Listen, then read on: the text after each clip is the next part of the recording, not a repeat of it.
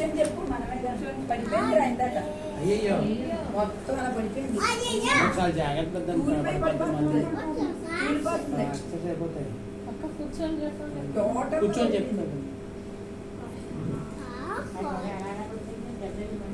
నువ్వు చిన్న పడిపోతే దెబ్బలు తగిలితే ప్రాక్టీస్ అయిపోయింది.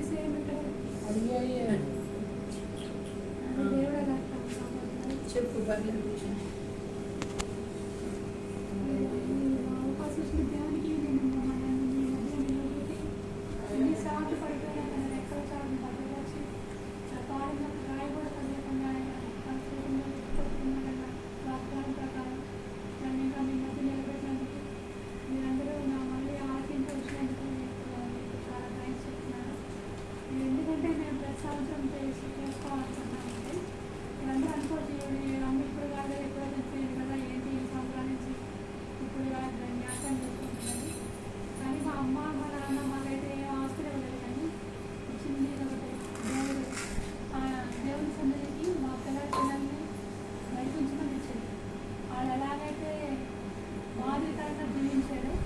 అలాంటి మాది మా పిల్లలకి తర్వాత తరతరాలకి ఉండాలంటే అది నేర్చుకోకూడదు. మేమంతా అమ్మోళ్ళ ఫ్యాక్చర్ వాళ్ళు కంసాలి నుంచి వచ్చారు. వాళ్ళు కంసాలి మఠం నుంచి వచ్చారు కాబట్టి వాళ్ళు ఎలాగైతే దేవుడు పట్టుకొని చివరి వరకు ఎన్నో కష్టాలు పడి మేము మా కథ చూస్తాం. మా అమ్మ ఎన్ని కష్టాలు పడి అన్ని కష్టాలు పడినా కూడా దేవుడు అడగలేదు. అది నాకు మా పిల్లలకి మీరు మా వాళ్ళు చెప్తే వాళ్ళకి అర్థం అవుతుంది. కానీ ఇలాంటి కూడదు ప్రతి వాళ్ళు అమ్మతారు. మా అమ్మకి ఉన్న ముగ్గురు పిల్లలు కూడా నేను మా పిల్లలతో షేర్ చేసుకోవాలి. అందుకోసమనే నేను ప్రతి సంవత్సరం ఇది నేను మర్చిపోకుండా చేస్తాను. అమ్మమ్మ చనిపోయేటప్పుడు అయితే తను ఒకటే వచ్చి మీరాని డబ్బులు ఇవ్వబోయిందండి. అంటే తను చనిపోవడం తెలియదు. తల్లికి డబ్బులు ఇవ్వబోయింది. డబ్బులు ఇవ్వకపోతే అంటే ప్రతి నెల ఇచ్చేవారు. ఆ రోజుల్లో ఓన్లీ 50 రూపీసే ఎవరు ఆఫరింగ్ టు మదర్. అది కూడా 6 months ఒకసారి శాలరీ వచ్చేది. అది ఎవరు చాలా కటాకటి ఇచ్చేవారు. అమ్మమ్మ కూడా చాలా నేనే పెద్దని కాబట్టి నాకు చాలా కష్టాలు పడి చనిపోయింది. ఆ ఇచ్చే ముందు రోజు తను చేస్తుంటే తను చెప్పిందంటే అమ్మ నేను చనిపోతున్నాను, ఈ మనీ మీ దగ్గర పెట్టుకొని every year in remembrance of me pray all together get together and pray అని చెప్పింది. అదే అదే మా అమ్మమ్మ ఎప్పుడు చెప్పింది 40 years బిఫోర్ చెప్పింది చనిపోకుండా. ఎప్పుడైతే చెప్పిందో ఇది నేను గుర్తు చేసుకొని ప్రార్థన చేసుకోండి. ఆ ప్రకారంగా అయినా మీరు దేవుని సన్నిధిలోకి వస్తారు, దేవుని గ్యాదరింగ్లో ఉంటారు అందరూ కలిసి. అది మర్చిపోగానే చెప్పింది. అది తను వాళ్ళ పిల్లలందరూ పాటించారు. అమ్మ పాటించింది, మీరాంటి పాటించింది. ఇంకా మా ఇష్టం ఆయన బ్రతుకున్నారు కానీ ఆయనకున్న అలా ఒప్పుకోదు కాబట్టి ఆయన అంత కంటిన్యూ చేయలేదు. అయితే అదే ఆవిడ అయితే బయట ఆవిడ సింపుల్ చెప్పాలైనా ఆవిడ కానీ అమ్మ వాళ్ళు కంటిన్యూ చేస్తారు. చనిపోయింది ఎందుకు కంటిన్యూ చేశారంటే ఆ అమ్మని అందరూ కూడా అమ్మనేంటి మా మేరాంటిని కూడా అందరూ అలాగే ఏంటి మా మేరాంటి వాళ్ళు ఆయన మీ అమ్మకి తెచ్చిపోయినా అయితే 30 గజాలు ఇంకా చేస్తున్నారండి, ఎందుకు టైం వేస్ట్ డబ్బులు వేస్ట్ అందరూ పిలవడం. కానీ ఆవిడ నచ్చిన అడుగుజాడలు తరతరానికి చెప్పాలి. ఎందుకంటే ఆవిడ వల్లే మాకు పిల్లలు ఇప్పుడు దేవుడు తెలుసుకోవాలి. లేకపోతే మేము కూడా అన్ని ఉన్నామండి విగ్రహాలను చచ్చిపోయేవాళ్ళం. వాళ్ళలాగా నరకానికి వెళ్ళిపోయేవాళ్ళు. ఆవిడ వచ్చింది బయటికి ధైర్యంగా ఆ రోజు రావడం అంటే చాలా అది చాలా అచీవ్మెంట్. పిల్లలు తీసుకొని బయటకు వస్తుంది. కానీ నెక్స్ట్ మంత్ ప్రేయర్లో గురించి ఇప్పుడు ఏంటంటే అమ్మ కోసం చెప్పేది. అమ్మ ఎలా నడిచిందో అలాగే నా పిల్లలు కూడా అలాగే మీ పిల్లలు వాళ్ళ జనరేషన్ వాళ్ళు తెలియాలంటే ఫర్ ఎగ్జాంపుల్ వీడు తెలుసు బుష్ నాకు ఇందాక చూస్తే అది గుర్తుంది. సేమ్ ఈ ఏజ్ నుంచి అమ్మ పక్కన పడుకోబెట్టి వాడికన్నీ నీటిలోకి వెళ్తుంది. అదే దాంట్లో పెరిగాడు కాబట్టి గో అవుట్ ఆఫ్ దట్ చక్కగా చదువుకున్నాడు, ప్రయోజకుడు అయ్యాడు, అందరూ ఆడుతున్నాడు. అదేంటంటే చిన్నప్పుడే గవర్నమెంట్ అడ్వాన్స్ని వాడుతున్నాం కానీ చూపించాలి. అప్పుడు వాడు పెద్ద అయినప్పుడు వాడు తప్పిపోవడం ఉంటాయి. కాబట్టి గవర్నమెంట్ అడ్వాన్స్ని ఇదే అప్పుడు నేర్చుకుంది అమ్మ పడుకోబెట్టి చూపించింది. పడుకుంటే కథలు చెప్పారు. ఆ టైం నుంచి ఆయన నేర్చుకున్నప్పుడు అలా ఉన్నాయి. అదే విధంగా మీరు కూడా మీ పిల్లలకి చెప్పాలి. మీరు అంతగా ఉన్నాం కదా, ఉన్నప్పుడు మా పిల్లలకి మీ పిల్లలకి చెప్పాల్సింది ఏంటంటే అది కంటిన్యూ అవ్వాలి. ఎందుకంటే మనకి ఏమి సంపాదన ఇవ్వలేదు. ఆస్తులు పాస్తులు కదా ఎడ్యుకేషన్ ఇచ్చారు కానీ దైవత్వాలు పెంచారు. అమ్మ ఏంటి నాన్నగారు పోయారు మా అందరిలో పంట వల్ల ది బెస్ట్ అనమాట బాబు బాబు. ఆయన ఇంకా ఆయన బైబిల్ తప్ప ప్రార్థన తప్ప వేరే వ్యాపం లేదు ఏం తలంపించారు. అలా కొంతమందిని మనం అది మన నీతి మంత్రులు జ్ఞాపకం చేసుకోవడం ఆశీర్వాదకరం. అందుకని నేను ఎవ్రీ ఇయర్ అమ్మ చనిపోయిన రోజు అమ్మమ్మ చనిపోయిన రోజు, ఎందుకంటే అమ్మమ్మకి నేను చెందిన అప్పుడు నేను ఇంటర్మీడియట్ ఉన్న అమ్మమ్మ చనిపోయినప్పుడు అమ్మమ్మని నేను ఉద్యోగం చేసి పోషిస్తాను అమ్మమ్మ, నేను ఎవరు చూడలేదు అమ్మమ్మ అని. అంటే ఎందుకంటే 50 రూపాయలు కూడా ఇవ్వలేకపోయేవారు ఆవిడకి తల్లికి. ఏం నేను చేస్తాను అమ్మమ్మ అనేదాన్ని, కానీ నాకు ఆ విషయం లేకుండా ఆవిడ ఇంటర్మీడియట్. తర్వాత వీళ్ళు కూడా ఒక్కోసారి దీని కూడా చేయలేకపోయేవారు, ఈ కార్యక్రమం కూడా చేయలేవారు, కానీ చేసేవారు. ఎలాగో సరేలే వీళ్ళిద్దరూ అమ్మ అమ్మమ్మ నేనంటే కంటిన్యూ చేస్తుంది, తర్వాత నేను కంటిన్యూ చేస్తాను అమ్మమ్మ నేను బతుకున్నది కాదు అని అనుకోని నేను సురేష్ని చెప్తే నెక్స్ట్ మంత్ అమ్మమ్మ ఉందని మీ అమ్మమ్మ రా అన్నది. అది ఆవిడ నడిపోయి అమ్మమ్మే మాకు ముఖ్యం, ఆవిడ ద్వారానే మేము వచ్చాము అంటే అమ్మ అమ్మమ్మ అందరికీ ఉండరా ఉంటారు, కానీ వాళ్ళ అమ్మమ్మ స్టోరీ వేరే మా అమ్మ స్టోరీ వేరే. దేవుడి దేవుడికి వచ్చింది మాకు ఎక్కువ ఇచ్చిన ఆస్తి ఇది, దేవుడి దగ్గరికి వెళ్ళడం నరకాన్ని తెప్పించుకోవడం. అదే మీ పిల్లలకి మీరు కూడా చెప్పాలని మేము కూడికి పెట్టడం ఉంది, అంతేగాని ఎప్పుడో చనిపోయింది ఇప్పుడు చేయడం అంటే అదే కదా. కాబట్టి తరతరాలు మన పిల్లలకి చెప్పాలి వాళ్ళు ఇచ్చిన ఆస్తి అదే కదా. అమ్మ ఎలా ఉందంటే కొన్ని ఎగ్జాంపుల్ చెప్తాను. మా అమ్మాయి ఏంటంటే మేము ఎక్కువ నేర్చుకోవాల్సింది ఓర్పు, ఎక్కువ ఓర్పు నేను గమనించింది. అది నాకు అస్సలు లేదు, షార్ట్ టెంపర్గా ఉండదండి. అమ్మ చాలా వచ్చుకునేది, ఎందుకంటే ఎందుకంటే ఆ రోజుల్లో ఇంకా ఇలాంటివి కూడా మేబీ సేఫ్టీ లేవు, ఒక మిక్సీలు లేవు, లేకపోతే ఒక ఇది గ్యాస్ స్టవ్ లేవు. అయినా కానీ చుట్టాలందరికీ కూర్చోబెట్టడం, పెన్ను వండి పెట్టడం, ఎవరి దాకా తనే ఓన్గా వెళ్ళి అలా వెళ్ళడం, బజార్కి వెళ్ళడం, తీసుకురావడం, వండడం అన్నీ చేసిన తర్వాత మా నాన్న తిట్టించుకోవడం, సంటైమ్స్ కొట్టించుకోవడం కూడా అన్నీ చేసినా కానీ ఓన్కి ఒక్క మాట మాట్లాడేది కదా. నేను అనేది నువ్వు ఎలా ఉన్నావు బాబు ఎంత నేనైతే 2 రోజులు విసిగిపోతానని అలా విసిగించేసాడు మా ఎదురు కానీ ఆయన కానీ ఓర్చుకున్నది. మంచిగా నేను నేర్చుకున్నాను. తర్వాత ఎవరైనా ఇంట్లోకి వస్తే ఎవరిని ఉట్టిచేంత పంపదు, అది నేను గమనించాను. ఎవరైనా ఇంట్లో వచ్చిన వాళ్ళని ఏదో ఒకటి ఇచ్చి కానీ పంపదండి. ఒకసారి ఏమీ లేకపోతే షుగర్ ఇచ్చి పంపించింది, ఒరే తినకుండా నోటేసుకుని ఏమి లేవు అలాగే తనకి అసలు మా ఇంటి ఎదురుగా ముసలం ఉండేది. ఆవిడ ఎప్పుడైనా వచ్చేది అమ్మ దగ్గరికి వచ్చేది, అమ్మకి నూనె రాసినట్టు ఆవిడకి అన్నీ ఆఫర్ చేసేది అలాంటిది. పని మనిషి లేకపోతే మీ అమ్మ నేను అన్ని తోవేనా అనేది మా అమ్మ షమ్మి నువ్వు గంటతో ఆవిడ ముసలాన్ని తవ్వించుకే బాబాయ్ ఎక్కువ కాలం పట్టదు, కానీ ఈవిడ చచ్చిపోయింది ఆవిడ. అలాగే అస్సలు ఏమి పని అంటే ఏజ్ కూడా తను రెస్పెక్ట్ ఇచ్చేది. మళ్ళీ ఆవిడ ఎదురుగా ఉండి తనకైతే రాలేకపోతే ఈరోజు ముస్లిం రాలేదు బాగాలేదేమో అని అన్నం వేసేది. అన్నం దాని మీద పాలు వేసి దాంట్లో అన్నం వేసి పంట వేసి కింద పాలు ఉంటాయి కానీ కనిపించకుండా మా నాన్నగారు తింటారు కానీ పైన అన్నం వేసి కప్పి షమ్మీలు వెళ్ళి ఇచ్చేసి రావడం. అలా అనమాట. తను ఎక్కువగా పాఠశాలను ఎక్కువ ప్రేమించేది. ఒక్కతే ఎక్కువ పేదవాళ్ళకి చాలా దయాకండి, అదే చిన్నవాళ్ళకి ఎక్కువ ఇస్తుంది. నెక్స్ట్ చిట్టి కొంచెం కంటే నేను చాలా తక్కువ అవునా వీళ్ళిద్దరే ఎక్కువ. అలా నేను అలా అమ్మ కూడా వచ్చింది. తర్వాత నైట్ అంతా కూడా నాకులాగే ఆర్థరైటిస్ వచ్చాను కూడా. అయితే నేను ఫారెన్లో ఉన్నప్పుడు చెప్పింది అమ్మ, నేను ఫారెన్ వెళ్ళినప్పుడు తనకి ఇష్టం లేదు. అది నేను చేసిన పెద్ద బ్రాండ్ ఏంటంటే తల్లి మాట వినకపోవడం. దానివల్ల నేను చాలా పరిగెత్తుకోను నేను అనిపించాను.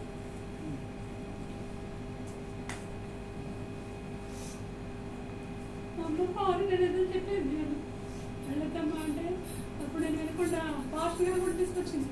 జగన్ బాబు పాస్ట్ గారు వచ్చి అమ్మ నువ్వు ఫారెన్ వెళ్ళొద్దు ఇక్కడే ఉండంటే, ఎందుకు పాస్ట్ గారు అంటే ఒకవేళ దేవుడు వస్తే ఎలాగా అమ్ముతున్నాను దేవుడు రాజులకు వెళ్ళాలని అంటే నేను అప్పుడు చాలా గర్వంగా దేవుడు వస్తే మీరు ఎక్కడి నుంచి వెళ్ళండి నేను అక్కడి నుంచి వస్తాను అలా గర్వంగా చెప్పి వెళ్ళిపోయాను. తర్వాత అమ్మ ఆరోగ్యం కూడా పాడైపోయింది. వెళ్ళినప్పుడు ఎలా చూసానంటే స్కూల్ ఫ్రెండ్స్ ఉండేది, తను పెద్దకొస్తూ ఉండేది. అప్పుడు నాకు ఎక్కువ నేను బిఎస్ఎంఎస్ చదువుతూ లేమెన్స్కి వెళ్ళేదాన్ని, కొంచెం భక్తిగా ఉండేదాన్ని. కానీ మరి అప్పుడు మరి అంటే ఇంకా సెకండ్ ఇయర్లో ఫైనల్ ఇయర్కి వచ్చే భక్తి ఎక్కువైంది కానీ ఫస్ట్ సెకండ్ ఇయర్లో అంత పెద్ద భక్తి కాదు. అప్పుడు నేను హాలిడేస్లో ఉంటే మేము రైల్వే క్వార్టర్స్లో ఉన్నాం. రోజు సాటర్డే వెళ్ళిపోయి అక్కడ మన ప్రార్థనలు చేసి సండే వచ్చేది. అది ఎందుకు వస్తుంది ఏంటంటే ముందు రోజు అంతా ఉంటారు కదా ఫోన్ నైట్ వచ్చేటప్పుడు వైట్ డ్రెస్తో వచ్చి చుట్టుపక్కల అందరూ ఇలాగే అపార్ట్మెంట్స్ అందరూ హిందూస్ అయితే అపార్ట్మెంట్లో వైట్ డ్రెస్ వేసుకొని వస్తే నాకు కోపం వచ్చేసి నాన్న ఇక్కడ బతిగా ఉన్నాడుగా ఏంటో వైట్ డ్రెస్ అని చెప్పేది. అలాగే గర్వంగా మాట్లాడారు అలా అనుకుంటే వచ్చేది పాపం. అలా రోజు చర్చలు మిస్ అయ్యేది కాదు. దాని తర్వాత నా దగ్గర ఉన్నప్పుడు ఒకసారి నేను తను కలిసి ఇద్దరం కలిసి గుడి లాంటి దగ్గరికి వెళ్ళాం పక్కన. అక్కడే ఫస్ట్ టైం అమ్మకి కార్పరైటిస్ స్టార్ట్ అయింది. అక్కడ సిక్ అయిపోయి మార్నింగ్ లేసి కలర్లేకపోతుంది. నేను అప్పుడు ఓన్లీ స్టూడెంట్ అనమాట, బిఎస్ఎస్ చదువుతున్నాను.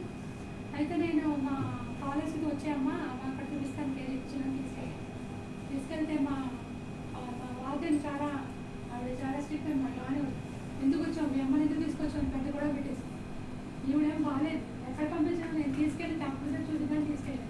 ఆవిడ వెంట పెట్టేస్తుంది గొడవ పెట్టేస్తుంది. అయినా సరే నేను ఓకే మేడం అని ఆవిడ రుచిగా చెప్పి అమ్మని తీసుకెళ్ళి 3 రోజులు సీక్రెట్గా అమ్మ రూమ్లో ఉంచాను.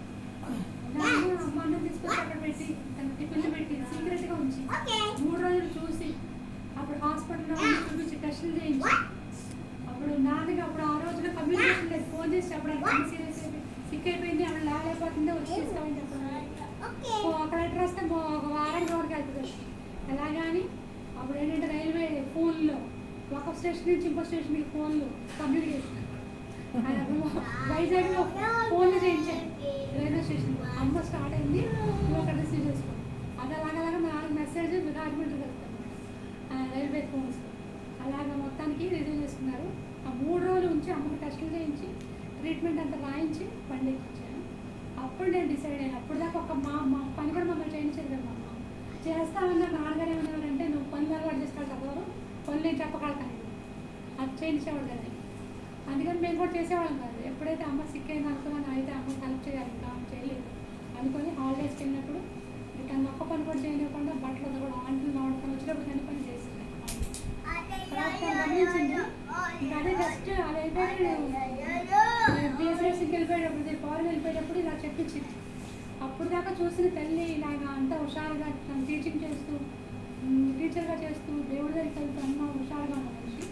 మళ్ళీ నేను ఫారెన్లో నుంచి వచ్చేటప్పటికి ఆ రోజు నేను మర్చిపోలేను. అది ఇప్పుడు నాకు గుర్తొస్తుంది. నేను వచ్చేటప్పుడే ఫస్ట్ ఇంటి దగ్గర అప్పుడు హౌసింగ్ బోర్డు వచ్చారు మా నాన్నగారు వాళ్ళు. అక్కడ నుంచి రైల్వే క్వార్టర్స్ నుంచి వచ్చేసి మారిపోయారు. మేము ఇల్లు కొనుక్కున్న షన్ని అక్కడికి వచ్చి అక్కడ తీసుకెళ్తాను అని చెప్పి అంటే ఎందుకు వెళ్తున్నాం హౌసింగ్ బోర్డు అప్పుడు అడవిలో ఉండేది ఇంకా ఎంతకి రావట్లేదు. ఏంటని వస్తే మొత్తానికి ఆటో అక్కడ ఆగింది.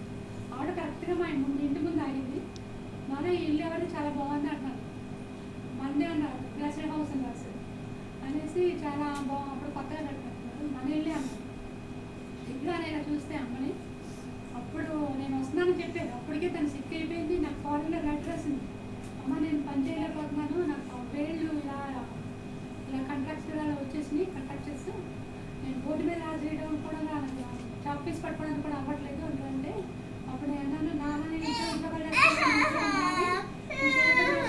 రాస్తున్నాను కదా నేను వస్తాను అని చెప్పాను. అంటే తను వీఆర్ఎస్ తీసేసుకుంది మానేసి ఇలా వస్తుంది. అప్పుడు ఇంటికి వచ్చినప్పుడు చూశాడు అనమాట. మార్నింగ్ వస్తుంది ఇక్కడ వస్తామంటే నేను అప్పుడు చూసిన పెళ్ళి ఇంటి ఫారెన్ ఎలా ఉన్నారో వచ్చినప్పుడు మొత్తం రూప్ మారిపోయింది. ఎప్పుడైతే యూజ్ చేసిందో గుంటలో వేస్తూ ఉండేది. అందుకే పని మనిషి ఎందుకంటే నువ్వు నా అందులో ఉదయం పని మనిషి ఉంది కదా వచ్చి అందులో ఉంది కదా అంటే ఏమి దానికి ఎక్కువ అంతైపోతే పని మానేస్తుంది. నీవు నిల్చోలేక అలాగా అసలు ఎవరిని కూడా బాధ పెట్టే వ్యక్తి అనమాట. మాదిరికరంగా ఎంతసేపు దేవుడు గురించి పరిమితి పక్కన పెట్టుకొని అప్పుడు మా నాన్నగారు ఒక ఫోన్ కొని ఇచ్చారు ల్యాండ్లైన్. ల్యాండ్లైన్లోనే మొత్తం హౌసింగ్ బోర్డులో అందరికీ సువార్త చెప్పారు. ల్యాండ్లైన్లోనే ఫోన్ చేస్తూ ఫోన్ ద్వారా సువార్త చెప్తే వాళ్ళందరూ చౌదరీస్ అందరూ ఫ్రెండ్స్ అయితే కదా వాళ్ళే వచ్చి నారాయణ నేను వాళ్ళే వచ్చి నూనె రాయడం ఆంటీ గారు చేసేవారు. వాళ్ళందరూ కూడా ఇప్పుడు పెద్ద భక్తులు గొప్పలేదు. అలా అందరూ ఓన్లీ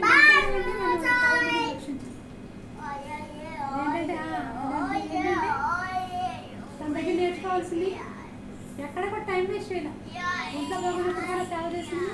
ఒంట్లో బాగున్నప్పుడు కూడా, ఈవెన్ మన ఇందులో కూడా స్కూల్కి వెళ్ళినప్పుడు కూడా ఎవరో ఆంటీ రజనీ ఆంటీ అందరినీ మార్చింది అమ్మ. చాలా టీచర్స్ మా కుటుంబం కోసం మా కోసం అందరం ప్రేర్ చేస్తున్నందుకు మీకు ఎంతో ఉన్నారండి. లక్కీ కూడా చాలా వరకు మరి ఇప్పుడు చక్కగా పాటలు పాడడం, మాటలు చెప్పడం అన్నీ చేస్తున్నారు. ఇంకా ఎక్కువగా మనతో కాన్వర్సేషన్ చేసేలా అలా ప్రేర్ చేయండి. మెయిన్ నేను రిక్కీ ఇందాక చెప్పినట్టు పెద్దమ్మ మరి అమ్మమ్మతో చాలా నాకు అందరికంటే ఎక్కువ మన వాళ్ళు నన్ను బాగా చాలా ప్రేమగా పెంచింది. చిన్నప్పటి నుంచి నేను వీడికన్నా చిన్న వయసు నుంచి మరి రాజమండ్రిలోనే అమ్మమ్మ తాతయ్య మరి చిట్టి అంటే పెంచారు. చాలా చిన్నప్పుడు నుంచి నాకు తెలిసిన దగ్గర నుంచి నా 7th క్లాస్ వరకు మరి అమ్మమ్మ దగ్గర ఉందని పెంచేది. నేనంటే చాలా పంచ ప్రాణాలు అనమాట, చాలా ఇష్టం. నా పేరు అభిషేక్ కదా, ఆ అభిషేక్ అని పేరు కూడా మరి మా మమ్మీ పెట్టింది.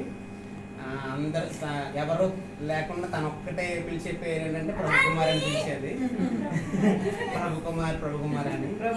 అది సమ్మర్ హాలిడేస్ అంటే సమ్మరే కదా, ఏ హాలిడేస్ అయినా కూడా ఇంకా రేపు నేను వస్తానంటే ఈరోజే అందరినీ పిలిపించి మొత్తం వంటలు చేయించి, తర్వాత పిండి వంటలు, ఆ వంటలు, బిస్కెట్స్ నాకు ఇష్టమైనవన్నీ మరి దగ్గర నుంచి చేయించేది. తాత కూడా వచ్చి తీసుకొచ్చేవారు. మరి సమ్మర్ హాలిడేస్లో నాకు బాగా గుర్తు ఏంటంటే ఎవ్రీడే నా కోసం బైబిల్ చదివి ఒక స్టోరీ చెప్పేది రోజు. బైబిల్ నేను ఆ స్టోరీ విన్న వెంటనే అమ్మమ్మ నేను కూడా ఇప్పుడు డేవిడ్ గొలియాత్ స్టోరీ చెప్తే అమ్మమ్మ నేను కూడా డేవిడ్ లాగా అయిపోతాను అని చెప్పేవాడిని. అలాగే మరి సొలొమోన్ అంటే రోజు ఆ ప్రేయర్ కూడా అలా అలవాటు చేయించింది. సొలొమోన్కి ప్రపంచం అందరికంటే ఎక్కువ జ్ఞానం కాబట్టి సొలొమోన్కి ఇచ్చిన జ్ఞానం నాకు కూడా కొద్దిపాటి జ్ఞానం ఇవ్వండి నాయన తండ్రి అని ప్రేయర్ చేసుకోవాలి. అప్పుడు నీకు కూడా దేవుడు జ్ఞానం ఇస్తాడని. ఆ రోజు ఒక రోజు యోహాన్ స్టోరీ, ఒక రోజు యోహా స్టోరీ, ఆ రోజు నా కోసం అంతా కష్టపడి వేసి కూర్చొని నాకు పక్కనే పడుకోబెట్టుకునేది. ఇప్పుడు చదువుతున్నాను కాబట్టి డాక్టర్ అయిన తర్వాత నాకు తెలుసు ఆర్థరైటిస్ అంటే ఏంటి, రొమటైడ్ ఆర్థరైటిస్ అంటే ఎంత పెయిన్స్ ఉంటాయో. మరి అదే జెనెటిక్గా మరి పెద్దమ్మకు కూడా అదే. కానీ చాలా ఎంత ఉంచుకొని కూడా చాలా కష్టపడి మరి నన్ను చిన్నప్పటి నుంచి చాలా ఎదురుగా పంచప్రాణాలకు పెంచేది. పెన్షన్ కూడా నాకు ఇప్పుడు బాగా గుర్తు. వెళ్ళి అందరం ఆటోలో వెళ్ళి డ్రా చేసి అప్పటికప్పుడే చిట్టి అంటే పంపించి సమ్మర్ నాకు బట్టలు అన్నీ కొనిపించేది. సమ్మర్ ఏంటి షార్ట్స్, బనీన్స్ అవన్నీ అలా దగ్గరికి వచ్చి బయటకొని అదే మొన్న కొంచెం జస్ట్ వీడు ఇంకా కాన్వర్సేషన్ చేయట్లేదు, మనతో 2-way కాన్వర్సేషన్ చేయట్లేదు, ఎట్లా ఏంటి ఇంకా ఏంటి అన్నప్పుడు నాకు నా అమ్మమ్మే గుర్తొచ్చింది. మమ్మీతో కూడా అదే అన్నాను. చిన్నప్పుడు మరి అమ్మమ్మ నన్ను ఇప్పటికీ కూడా నేను 13 years, నాకు 12 years అప్పుడు చనిపోయింది అమ్మమ్మ. మేబీ ఇంకా అంతకన్నా చిన్న వయసు. ఇప్పుడు నాకు 33 years. ఆ 13 yearsలో నేను నేర్చుకున్న బైబుల్ నాలెడ్జ్ ఏనే ఎక్కువ అనమాట. అంటే కొంచెం నేను అంత టైం అది కొంచెం అవ్వకపోవడం వల్ల నేను అంత ఇది కాదు, కానీ స్టిల్ ఇంకా నేను మర్చిపోయినా కూడా ఆ వాక్యాలు కంటదంటే ఆటోమేటిక్గా నా నోటికి అలా వచ్చేస్తూ ఉంటుంది. కేవలం అమ్మ వల్లే. ఎందుకంటే ఈ కీర్తనలో ఆల్మోస్ట్ ఇవన్నీ మన 91, 103, 23 అన్నీ అలా చెప్తున్న కొద్దీ నెక్స్ట్ వర్స్ అలా వచ్చేస్తూ ఉంటుంది. అది కేవలం అమ్మ వల్లే. అంతా కూడా అది అలా మనం కూడా వీడిని పెంచాలి, అదే నాకు అనిపించింది. ఎందుకంటే నేను ఇంకా అయిపోయినాయి ఇప్పుడు చాలా. తాతయ్య అమ్మమ్మ నేను స్పిరిచువల్గా బాగా ఎక్కువగా ఏదైతే హ్యాపీగా ఫీల్ అయ్యేది. తాతయ్య అయితే నేను డాక్టర్గా నాకుండే 2 కోరికలు ఉంటాయి అనమాట. ఎప్పుడు తాత నేను డాక్టర్ అవడం చూస్తుంటే ఎంత హ్యాపీ ఫీల్ అయ్యేవారు కదా, చాలా బాగుండేది కదా, నా వేరే ఉండేవారు కదా అనిపించేది. అమ్మమ్మ అని అంత భక్తిపరుడు అయితే కాదు. నాతో ఇంకా నా కజిన్స్ అందరూ చాలా ఇంకా నాకన్నా చాలా ఎక్కువ స్పిరిచువల్. కానీ ఏదో అయ్యాను కదా చూస్తుంటే బాగుండేది. అండ్ మా డాడీ రిక్కీని చూస్తుంటే బాగుండేది కదా అనిపించేది. ఆ 2 మాత్రం ఎప్పుడు అలా అనిపించేది. నా దగ్గర ఉండేవారికి అంత హ్యాపీగా ఫీల్ అయ్యేవారు. బట్ ఎనీవేస్ ఆల్వేస్ వాళ్ళ బ్లెస్సింగ్స్ ఉంటాయి, ఇంకా దేవుని ఉన్నాయి. కానీ అప్పుడు రీసెంట్గానే మరి అమ్మమ్మ నుంచి నేర్చుకున్నది ఏంటంటే ఫ్యామిలీ ప్రేయర్ స్టార్ట్ చేసుకున్నాం. డైలీ ఖచ్చితంగా ఆయన కూర్చోబెడితే చక్కగా ఆడు డ్రమ్స్ కొడుతున్నాడు, ఆడు మంచిగా పాటలు పాడుతున్నాడు, మంచిగా ఆడు అమ్మమ్మ ఆ ఇన్స్పిరేషన్ తోటి నాకు కొంచెం ఆ కొద్దిపాటి భక్తి వల్ల, ఆ గాడ్ ఫియరింగ్ వల్ల కొద్ది గొప్ప ఏదో దేవుడు మంచి ఆస్వాదించి ఈరోజు మరి నన్ను నా భార్యని నన్ను దీవించారు, మమ్మల్ని మా ఫ్యామిలీ అందరినీ కూడా. సో అది నేను ఆడు డాక్టర్ అవ్వాలనో, కలెక్టర్ అవ్వాలనో, లేకపోతే ఇంజనీర్ అవ్వాలనో ఏమీ లేదు. మంచి వెల్ మేనర్డ్ హ్యూమన్ బీయింగ్ అవ్వాలి. అలా అవ్వాలంటే గాడ్ ఫియర్ ఉండాలి. సో గాడ్ ఫియర్ స్పిరిచువల్గా వాడి పెరిగితే. సో అందుకోసం వాడి కోసమే మొన్న టీపీఎం కూడా వెళ్ళాం, ఎందుకంటే సండే స్కూల్ అక్కడ బాగుంటుంది, సండే స్కూల్ అలవాటు చేస్తారని. బట్ ఈ క్లాస్ వాళ్ళు ఇంకా లేరు కాబట్టి ఇంకా లేదు. సో వీడి కోసం ఎక్కడైనా ఎతికి ఇంకా సండే స్కూల్ ఉన్న దాంట్లో చిన్నప్పటి నుంచి సండే స్కూల్ నాకు అమ్మమ్మ అలవాటు చేసేది. హౌసింగ్ బోర్డులో ప్రేయర్ మేము ఎక్కడికి వెళ్ళినా, జాన్ బాబు చర్చ్కి ఎక్కడికి వెళ్ళినా, Rajbagh church Sunday school time అంటే అక్కడికి వెళ్ళిపోవడం, లేకపోతే ఇంకో చర్చ్ సండే స్కూల్. ఆ సండే స్కూల్ అలవాటం వల్ల మనకు అన్ని కూడా చక్కగా ఆ బైబిల్ విషయాలు అవన్నీ తెలిసేవి, అన్ని బైబిల్ స్టోరీస్ అవన్నీ ఉండేది. మొన్న నేను కూడా వీడికి పెడదామని బైబిల్ స్టోరీస్ అన్ని యూట్యూబ్లో పెడదామని చూశాను. అంత నిజంగా అంత బాగా అనిపించలేదు. అంటే చిన్నప్పుడు అంత బాగా నాకు ఇమాజినరీగా నేను ఊహించుకునేలా చెప్పేది, చాలా మరి ఇదిగా ఇచ్చేసింది అప్పట్లోనే. సో నేను ఆ పిక్చరైజ్ చేసుకునేవాడిని. సో ప్రతి స్టోరీని ప్రతి దాంట్లోని అలాగా. సో వీడిని కూడా మంచిగా అలాగా ప్రేయర్లో పెంచి మంచిగా మా గాడ్ ఫీలింగ్, ప్రతిసారి మంచి భక్తి, అలాగే వాడికి మంచి అన్నయ్య వచ్చి పాటలు పాడే బ్లెస్సింగ్, అలాగే ఇది ఇన్స్ట్రుమెంట్స్ కానీ అవి కానీ అన్నీ నేర్చుకుని ఉంటే ఇంకా బాగుండేది కదా ఎక్కువ అని నేను అంత భక్తిగా మధ్యలో నేను అమ్మమ్మ ఉన్నంతకాలం చాలా భక్తి, ఇంకా ఎక్కువ నేను స్పిరిచువల్గా ఉంటే she will be more happy అని I think. And thank you so much for the opportunity. మరి అమ్మమ్మ ప్రేయర్ మీటింగ్స్ కండక్ట్ చేస్తారని చెప్పడం చాలా సంతోషం. అది బాధ్యత తీసుకొని చక్కగా కట్టడం కూడా చాలా సంతోషం. అది అవసరం కూడా అనిపించింది నాకు. ఏం మార్నింగ్ అంటే ఇంకా అంతా ఇది ఏదో చిన్న ఊడిగా చేసుకోవడం ఏంటి హడావుడిగా అనిపించింది, కానీ నిజమే ఇది చాలా అవసరం అనిపించింది. అయితే అమ్మ మీ అందరికంటే వీళ్ళిద్దరు మా అక్క అయిపోయింది, ఆమెకేమో ముందు మ్యారేజ్ అయిపోయింది. నేను ఎక్కువ అమ్మతో గడిపాను అనమాట. అమ్మతో నేను ఎక్కువ అమ్మ ఏంటంటే అమ్మ ఎక్కువగా నేను ఆమెకి ఎక్కువగా ఇంపార్టెన్స్ ఇచ్చింది ఏంటంటే దేవుని ఎక్కువగా ప్రేమించడం.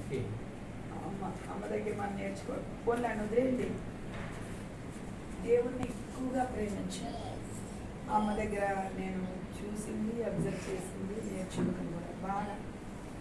ఏ పరిస్థితిలో అంటే మా అమ్మ దేవుడు అన్ని మేలు చేస్తే ప్రేమించుకున్నారు. చాలా కష్టమైన పరిస్థితుల్లో కూడా, లేవలేని పరిస్థితుల్లో కూడా అమ్మ దాన్ని అనేవారు. అమ్మ అయిపోయినప్పుడు అందరూ వచ్చి వస్తారు కదా బాసులు అని, లేవలేకపోయేది, నడవలేకపోయేది. యశమ్మ ఇప్పుడు ఎలా వస్తుంది అట్లా చాలా ఆ టైంలో ఏమనేది అందరూ నాకు నిజం ఈ పరిస్థితి ఇచ్చినందుకు దేవునికే స్తోత్రాలండి. ఈ పరిస్థితుల్లో నాకు అసలు బాధ లేదు, ఎందుకంటే నేను ఎక్కువగా దేవునితో గడుపుతున్నాను. అదే స్కూల్కి వెళ్తే స్కూళ్ళు, ఉద్యోగాలు, ఇల్లు చక్కబెట్టుకోవడం ఇదే ఉంది. అస్తమానం వంట పెంట చేసుకుంటాం అనేది ఇక దీంతోనే అయిపోయేది జీవితం. ఇప్పుడు దేవునితో బాగా గడుపుతున్నాను నేను. నాకు అందుకనే ఈ వ్యాధి వచ్చిందని బాధ లేదు. వ్యాధిలో కూడా అలాగా దేవుణ్ణి మహిమపరిచేదమ్మ. మరి యాక్చువల్గా వాళ్ళ అన్నయ్యకి ప్రార్థన చేసి, ఆయన ఒక హిందూ, వాడిని వదిలేంటి ఒక హిందూ, ఆయనకి ప్రార్థన చేసి వీడికి అన్నయ్య లేరని ఆ కజిన్ అనమాట, అమ్మ వాళ్ళ కజిన్, ఆయనకి ప్రేయర్ చేసి మంచి చావు బతుకుల మధ్య ఆయనకి వెళ్ళి ప్రేయర్ చేసింది. ఆయనంతా ఇంకొచ్చేసేసింది, ఆయన హ్యాపీగా చాలా కాలం జీవించాడు, అనమాట. కనుక ఆయన కోసం పాపం ఆయనకి ప్రేయర్ చేయడానికి వెళ్ళి ఒక్క ఆత్మను రక్షించిన కొరకు చాలా శ్రమపడి ఆమె ఉద్యోగం కోల్పోయింది. మరి ఆమె చక్కగా హెల్త్ పోయింది. మళ్ళీ అందరూ తిట్టేవాళ్ళు. నేను కూడా మరి ఎవరికైనా బాధ ఉంటుంది, ఎందుకు పనికి రాకుండా ఎవరికి యూజ్ అంటాం. ఎవరికి నిజంగా అంటే పిల్లలుగా మాకు బాధ లేదు, ఎందుకంటే ఈవెన్ ప్రెగ్నెన్సీ టైంలో కూడా ఆన్లైన్లో బాగా అడిగి కొంచెం బతిమాలుకొని వెళ్ళవలసి వచ్చేది హాస్పిటల్.